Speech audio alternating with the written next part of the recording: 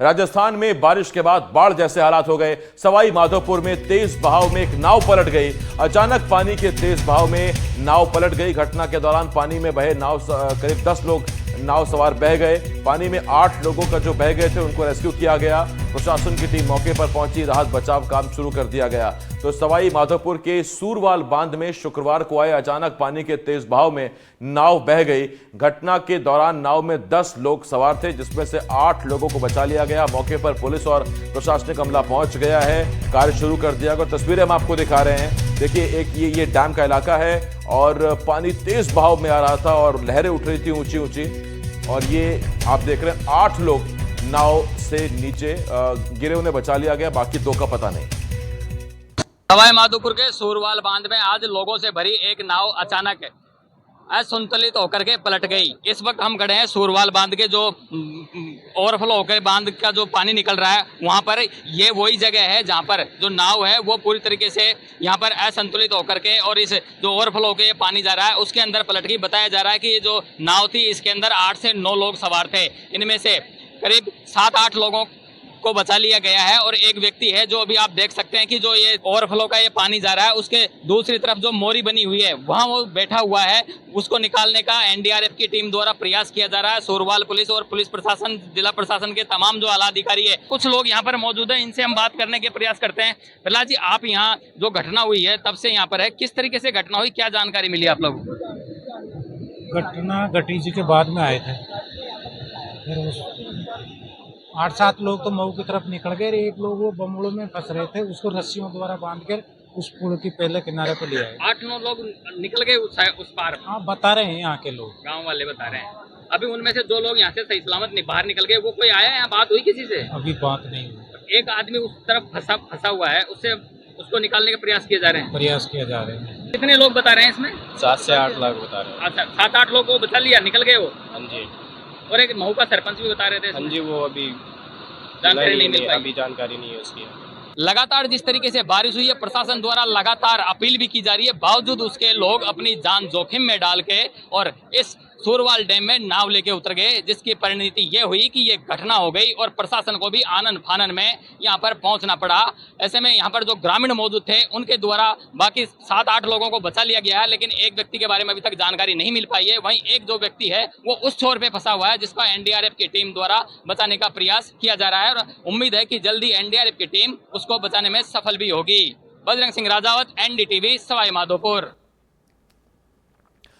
और इस वक्त एक और बड़ी खबर राजस्थान से आ रही है, जहां टोंक जिले के बीसलपुर बांध में पानी की तेज आवक और त्रिवेणी बनास नदी के 4 मीटर के लगभग गेट को देखते हुए बीसलपुर बांध के गेट संख्या 9 और 10 को 2-2 मीटर खोलकर 24,000 क्यूसेक पानी बनास नदी में छोड़े जाने के बाद टोंक से गुजरती बनास नदी में जलस्तर बढ़ गया है। वहीं पिछले 48 घंटे से टोंक जिले में बरसात का दौर जारी है, जिसके चलते शनिवार को टोंक जिले के सरकारी और निजी स्कूलों के साथ ही आंगनबाड़ी केंद्रों की छुट्टी जिला कलेक्टर ने घोषित की हुई है।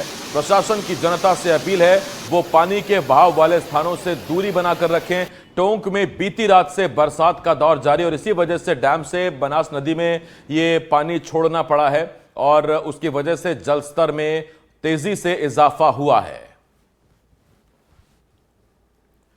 रविश टेलर मेरे सहयोगी टोंक से इस वक्त इस बड़ी खबर पर हमारे साथ जुड़ रहे हैं। रविश, फिलहाल क्या स्थिति है और आप जहां खड़े हैं जरा तस्वीरें भी दिखाइए आप हमें कि कितना जलस्तर वहां पर नजर आ रहा है इस वक्त। जी आसिफ, सबसे पहले मैं यहाँ बता दूं कि बीसलपुर बांध से जो 2 गेट खोले गए थे, अब उसकी जगह 6 गेट खोले गए हैं। 60,000 क्यूसेक पानी की निकासी की जा रही है।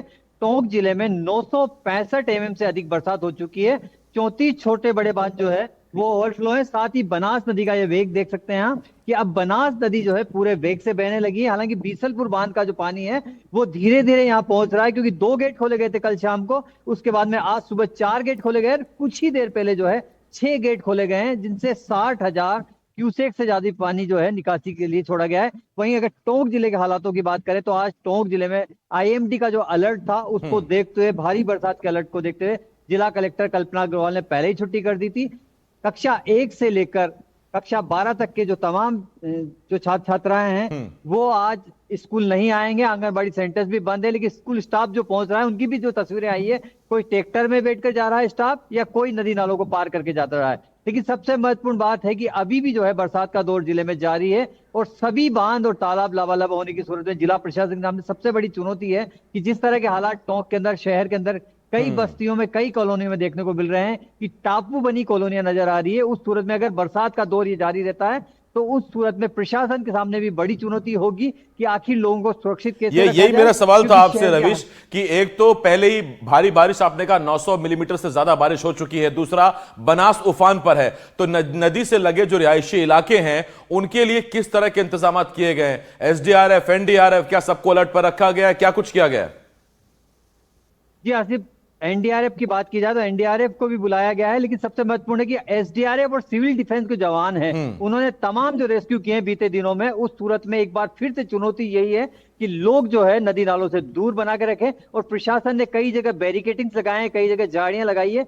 बनास नदी एक लंबा सफर तय करती है टोंक जिले से, लगभग 105 किलोमीटर का, तो उनके रास्तों को भी बंद कर दिया गया है क्योंकि वेग बढ़ेगा। निश्चित तौर पर पिछली जो घटनाएं हुई है उससे कुछ सबक लिया है, लेकिन महत्वपूर्ण ये हो गया कि बरसात पूर्व जो नदी नालों की सफाई की जानी थी, बरसाती नालों की सफाई की जाती, वो नहीं हुई, तो जल भराव की समस्या लगातार देखने को मिल रही है। वहीं दूसरी ओर सबसे बड़ी चुनौती हाई कोर्ट का आदेश बीती रात को जो आया है, उस सूरत में तमाम जो स्कूल हैं, जर्जर स्कूल कहीं है 120 के लगभग जो है जिले में, वो स्कूल भी है। बीते दिनों ही ककोड़ में घटना घटी थी, तो उस सूरत में प्रशासन के सामने ये चुनौती है आमजन सुरक्षित रहे, बच्चे सुरक्षित रहे और कोई जान मान की हानि बड़ी नहीं हो। लेकिन जो बरसात मानसून जो था वो मेहरबान होकर बरस रहा था, वो कहर बनकर भी बरसता नजर आ रहा है टोंक में। बहुत शुक्रिया आपका रवीश, इस तमाम जानकारी के लिए, इस अपडेट के लिए। रवीश मेरे सहयोगी टोंक से इस वक्त इस बड़ी खबर पर लाइव हमारे साथ जुड़े हुए थे। और राजस्थान के ही कोटा भी बारिश की मार झेल रहा है। भारी बारिश से शहर जलमग्न है। हालात ऐसे हैं कि रेस्क्यू के लिए सेना भी उतारनी पड़ी है। कोटा में बारिश के बाद के हालात की 3 तस्वीरें हम आपको दिखाने जा रहे हैं कि कैसे बारिश से कोटा बेहाल है, जल भराव से जीना मुहाल है और एक्सप्रेस वे पानी पानी नजर आ रहा है। तो 3 तस्वीरें आप देखिए, ये कोटा की तस्वीरें हैं और कोटा में हर तरफ आपको पानी ही पानी नजर आ रहा है। ट्रैक्टर ट्रॉली के अगले पहिए पूरी तरह से पानी में डूबे हुए हैं। देखिए कितना पानी है। दूसरी तरफ सड़कों पर पानी है, घुटने घुटने लोग पानी में चल रहे हैं।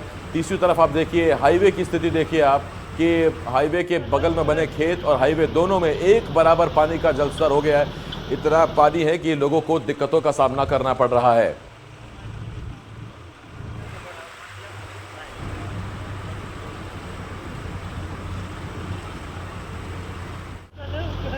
तो ये बारिश देखिए आप, आर्मी एसडीआरएफ ने रेस्क्यू ऑपरेशन चलाया है। 3 तस्वीरें आपके सामने हैं, कोटा की ये तस्वीरें हैं।